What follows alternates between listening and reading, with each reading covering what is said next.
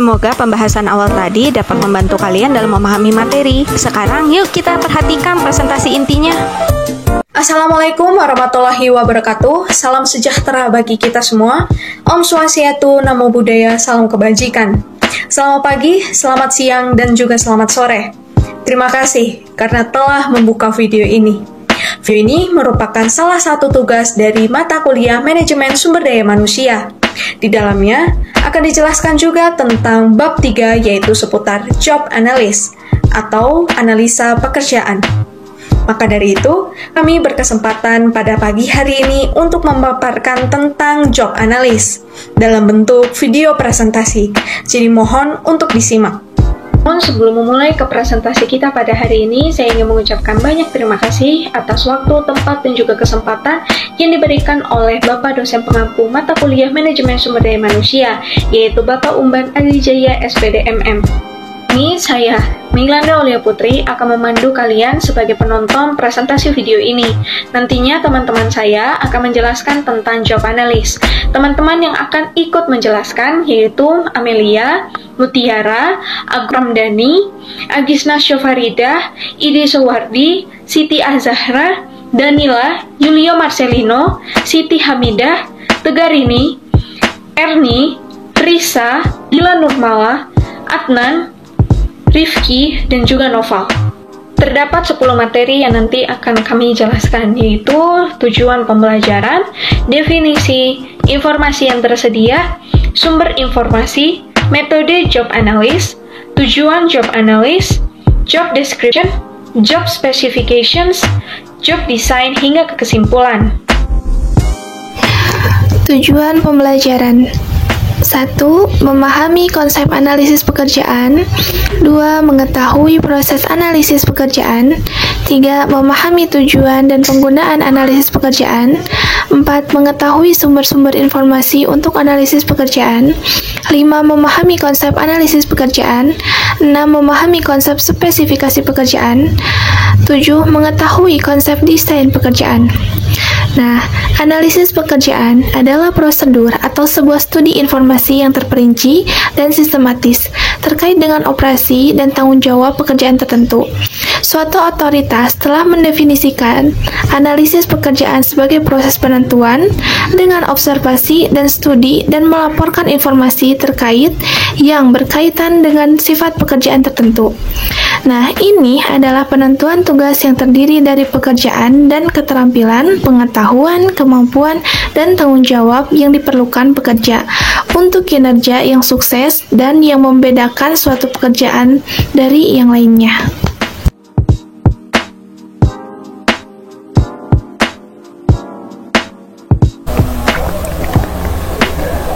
Analisis jabatan adalah suatu kegiatan untuk mencatat, mempelajari, dan menyimpulkan keterangan-keterangan yang berhubungan dengan masing-masing jabatan secara sistematis dan teratur, yaitu 1. Apa yang dilakukan pekerjaan pada jabatan tersebut. 2. Apa wewenang dan tanggung jawabnya. 3. Mengapa pekerjaan tersebut harus dilakukan. 4. Bagaimana cara melakukannya. 5. Alat-alat dan bahan-bahan yang digunakan dalam melaksanakan pekerjaannya, besarnya upah dan lamanya jam bekerja. 6. Pendidikan, pengalaman, dan latihan yang dibutuhkan. 7. Keterampilan, sikap, dan kemampuan yang diperlukan untuk melakukan pekerjaan tersebut. Hasil analisis jabatan ini akan memberikan gambaran tentang tugas dan tanggung jawab jabatan setiap pekerja. Pemakaian atau kegunaan analisa jabatan pada umumnya digunakan untuk: pertama, 1. Kelembagaan atau organisasi dan perancang jabatan. Kedua, kepegawaian. Dan yang terakhir adalah ketata laksanaan. Kegiatan analisis jabatan dimanfaatkan untuk hal atau kegiatan-kegiatan yang disebut dalam 1, 2, dan 3 adalah hasil yang diperoleh dari proses analisis jabatan. Hasil tersebut tiada lain dari data-data jabatan yang kemudian disusun secara sistematis dan terorganisir menjadi informasi jabatan. Uraian tentang informasi jabatan ini biasanya disebut uraian jabatan atau job description. Analisis pekerjaan adalah proses atau sebuah studi informasi yang terperinci dan sistematis terkait dengan operasi dan tanggung jawab pekerjaan tertentu. Suatu otoritas telah mendefinisikan analisis pekerjaan sebagai proses penentuan bisa dilakukan dengan observasi dan studi, dan melaporkan informasi terkait data sifat pekerjaan tertentu. Ini adalah penentuan tugas yang terdiri dari pekerjaan dan keterampilan, pengetahuan, kemampuan, dan tanggung jawab yang diperlukan pekerja untuk kinerja yang sukses dan yang membedakan satu pekerjaan dari yang lainnya. Definisi job analysis menurut Hasibuan. Analisis pekerjaan atau job analysis adalah menganalisis dan mendesain pekerjaan apa saja yang harus dikerjakan, serta bagaimana dan mengapa pekerjaan itu harus dilakukan. Menurut Scott Clotter dan Spriegel 1961, analisis pekerjaan adalah proses mengevaluasi, kritis operasi, tugas, dan hubungan pekerjaan. Terima kasih. Baik, selanjutnya saya akan menjelaskan mengenai informasi yang disediakan, yang dimana terbagi menjadi 7 bagian. Pada poin pertama ada mengenai identifikasi pekerjaan, dimana meliputi judulnya termasuk nomor kodenya. Pada poin kedua ada mengenai karakteristik pekerjaan yang signifikan. Karakteristik pekerjaan adalah identifikasi berbagai atribut kerja yang dapat mendorong efektivitas individu saat bekerja. Ataupun karakteristik pekerjaan adalah sebuah pendekatan dalam merancang pekerjaan yang menunjukkan bagaimana pekerjaan dideskripsikan ke dalam 5 dimensi inti, yaitu keanekaragaman keterampilan, identitas tugas, arti tugas, otonomi, dan umpan balik. Pada poin ketiga ada apa yang dilakukan oleh pekerja khas. Pekerja khas adalah seseorang yang bekerja pada suatu profesi dalam jangka waktu tertentu dan tidak boleh bekerja pada pihak lain. Dan poin keempat ada bahan dan peralatan yang digunakan pekerja, yaitu meliputi bahan atau alat apa saja yang menjadi hal utama bagi si pekerja. Misalnya dalam biji-bijian, contohnya seperti padi, bahannya dan alat yang digunakannya mesin penggiling untuk menjadikan beras. Poin kelima ada bagaimana pekerjaan dilakukan, atau lebih ke sifat operasi yang mereka pekerjakan, seperti mengangkat, menangani, membersihkan, mencuci, memberi makan, dan lain-lain. Dan poin keenam ada atribut pribadi yang diperlukan, seperti pengalaman, pelatihan, magang, kekuatan fisik, koordinasi atau ketangkasan. Dan poin ketujuh yaitu hubungan kerja, yaitu di mana diperlukan pengalaman, peluang untuk maju, pola promosi, kerjasama penting, arahan atau kepemimpinan dari dan untuk pekerjaan. George Arteri menyebutkan peningkatan pekerjaan hubungannya dengan pekerjaan lain dan persyaratannya untuk kinerja yang kompeten adalah informasi penting yang diperlukan untuk analisis pekerjaan. Informasi tentang suatu pekerjaan dapat diperoleh dari 3 sumber utama, yaitu yang pertama dari karyawan yang benar-benar melakukan pekerjaan, yang kedua dari karyawan lain seperti pengawas dan mandor yang menonton pekerja melakukan pekerjaan, dan dengan demikian memperoleh pengetahuan tentang hal itu. Yang ketiga, dari pengamat luar yang ditunjuk khusus untuk menyaksikan karyawan melakukan pekerjaan. Orang luar semacam itu disebut analisis pekerjaan perdagangan. Kadang-kadang komite peninjau pekerjaan khusus juga dibentuk. Selanjutnya, ada metode job analysis. Terdapat 4 metode dalam menganalisis pekerjaan. Yang pertama, pengamatan pribadi. Bahan dan alat yang digunakan, kondisi kerja, kemungkinan bahaya, dan juga pemahaman tentang apapun yang meliputi pekerjaan adalah fakta-fakta yang perlu diketahui oleh seorang analis. Lalu yang kedua ada mengirimkan kuesioner. Metode ini biasanya digunakan oleh para konsultan teknik. Kuesioner yang telah tersusun dengan benar akan dikirimkan kepada pemegang pekerjaan untuk diisi dan dikembalikan ke pengawas. Gagasan dikeluarkannya kuesioner ini adalah untuk memperoleh informasi dari pemegang pekerjaan sehingga pada kesalahan pertama dapat didiskusikan bersama karyawan. Yang ketiga, pemeliharaan catatan panjang. Karyawan menyimpan catatan tugas harian yang dilakukannya, menandai waktu di mana setiap tugas dimulai dan diselesaikan. Lalu yang keempat ada wawancara pribadi. Metode ini dapat disajikan oleh seorang analis ataupun karyawan. Jawaban yang paling relevan akan dicatat, tetapi metode ini paling memakan waktu dan juga mahal. Tujuan job analisis yang pertama, perencanaan organisasi dan tenaga kerja sangat membantu dalam perencanaan organisasi karena hal itu mendefinisikan kebutuhan tenaga kerja secara konkret dan mengkoordinasikan kegiatan tenaga kerja dan dengan jelas membagi tugas dan tanggung jawab. Yang kedua, perekrutan dan seleksi dengan menunjukkan persyaratan spesifik dari setiap pekerjaan, yaitu keterampilan dan pengetahuan. Ini memberi dasar yang realistis untuk perekrutan, pelatihan, penempatan, pemindahan, dan promosi personel. Yang ketiga, administrasi upah dan gaji dengan menunjukkan kualifikasi yang diperlukan untuk melakukan pekerjaan tertentu dan risiko serta bahaya yang terlibat dalam kinerjanya. Ini membantu dalam administrasi gaji dan upah. Analisis pekerjaan digunakan sebagai dasar untuk evaluasi pekerjaan. Yang keempat, rekayasa ulang pekerjaan. Analisis pekerjaan memberikan informasi yang memungkinkan penulis berganti pekerjaan untuk memungkinkan pekerjaannya dilakukan oleh personel dengan karakteristik dan kualifikasi tertentu. Ini mengambil dua bentuk.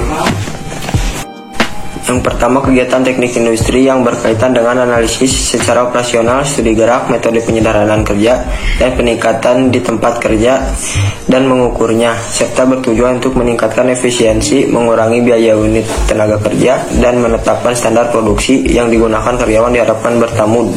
Yang kedua, kegiatan rekayasa manusia yang mempertimbangkan kemampuan manusia baik fisik dan psikologis dan mempersiapkan tanah untuk operasi kompleks administrasi industri, peningkatan efisiensi dan produktivitas yang lebih baik. Yang kelima, pelatihan karyawan dan pengembangan manajemen. Analisis pekerjaan menyediakan informasi yang diperlukan untuk manajemen, program, pelatihan, dan pengembangan. Ini membantu untuk menentukan konten dan materi pelajaran dalam pelatihan. Ini juga membantu dalam memeriksa informasi, aplikasi, wawancara, menimbang hasil tes, dan memeriksa referensi. Yang ketujuh, kesehatan dan keselamatan. Ini memberikan peluang untuk mengidentifikasi kondisi berbahaya dan faktor lingkungan yang tidak sehat sehingga tindakan korektif dapat diambil untuk meminimalkan dan menghindari kemungkinan kecelakaan. Job description. Deskripsi pekerjaan adalah catatan tertulis tentang tugas, tanggung jawab, dan persyaratan pekerjaan tertentu. Ini berkaitan dengan pekerjaan itu sendiri. Deskripsi pekerjaan membantu eksekutif puncak, terutama ketika mereka bersama-sama membahas tanggung jawab satu sama lain. Tumpang tindih atau kebingungan kemudian dapat dikemukakan pertanyaan yang dapat diajukan tentang dorongan utama dari setiap posisi dan masalah struktur dapat diidentifikasi. Deskripsi pekerjaan menjadi kendaraan untuk perubahan organisasi dan perbaikannya yang terdiri dari: pertama, identifikasi pekerjaan yang meliputi jabatan, jabatan alternatif, departemen, divisi, nomor pabrik, dan kode pekerjaan. Judul pekerjaan mengidentifikasi dan menunjuk pekerja dengan benar.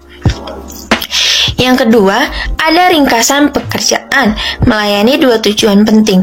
Pertama, memberikan definisi singkat yang berguna sebagai informasi identifikasi tambahan ketika jabatan tidak memadai. Kedua ini berfungsi sebagai ringkasan untuk mengarahkan pembaca ke arah pemahaman informasi rinci yang mengikuti. Yang ketiga, ada spesifikasi.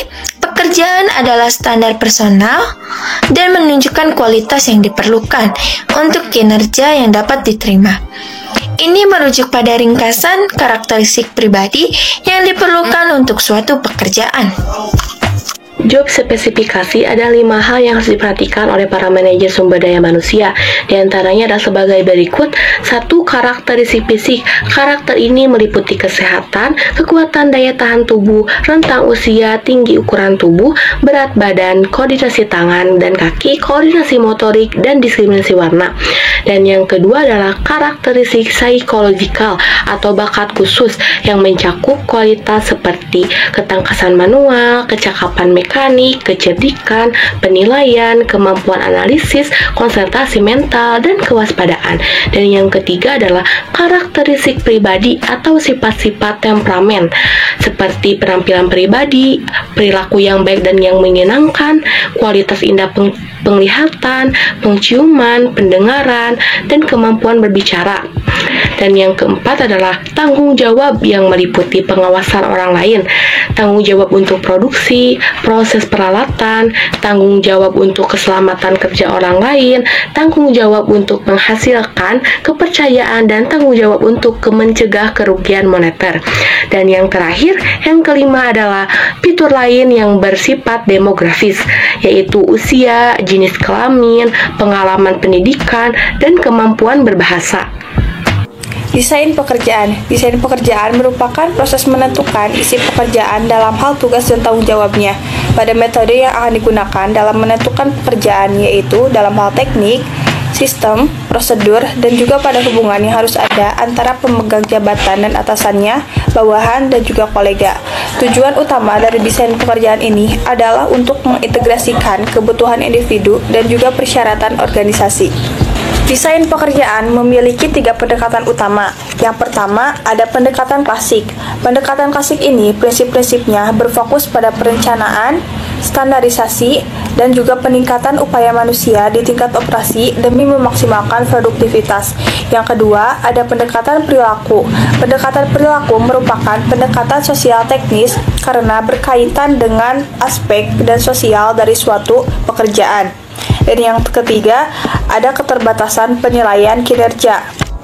Keterbatasan dalam penilaian ini memiliki masalah utama yang harus dihadapi, yaitu adalah kesalahan dalam penilaian. Yang pertama ada efek halo, yang kedua ada stereotyping, yang ketiga ada tendensi pusat, yang keempat ada kesalahan konstan, yang kelima ada personal bias, yang keenam ada efek limpahan, yang ketujuh adalah kurangnya keandalan, yang kedelapan ada ketidakmampuan, yang kesembilan pendekatan negatif, kesepuluh berbagai tujuan, yang ke-11 perlawanan, dan yang terakhir adalah kurangnya pengetahuan. Maka dapat disimpulkan bahwa analisis pekerjaan adalah prosedur atau studi di mana di dalamnya terdapat informasi yang terperinci dan tersistematis, yang berkaitan dengan operasi dan tanggung jawab tertentu di dalam organisasi. Ini merupakan langkah penting yang harus dilakukan dalam perencanaan sumber daya manusia. Analisis pekerjaan harus memperhatikan seluruh posisi yang ada di dalam struktur organisasi, yang mana nantinya akan diidentifikasi secara mendetail. Program analisis pekerjaan yang menyeluruh merupakan unsur penting dari manajemen sumber daya manusia yang sehat. Melalui proses ini, dapat diidentifikasi deskripsi dari suatu pekerjaan, persyaratan dari suatu pekerjaan, yang termasuk juga dengan peluang untuk promosi dari pengalaman suatu pekerjaan tertentu. Sedangkan spesifikasi pekerjaan merupakan standar bagi para pegawai di mana ini menunjukkan kualitas yang diperlukan oleh organisasi atau perusahaan. Nah, apakah kalian sudah mengerti tentang job analysis ini? Semoga dapat dipahami ya. Sekian dari presentasi kami, mohon maaf bila ada kesalahan. Akhir kata saya ucapkan wassalamualaikum warahmatullahi wabarakatuh.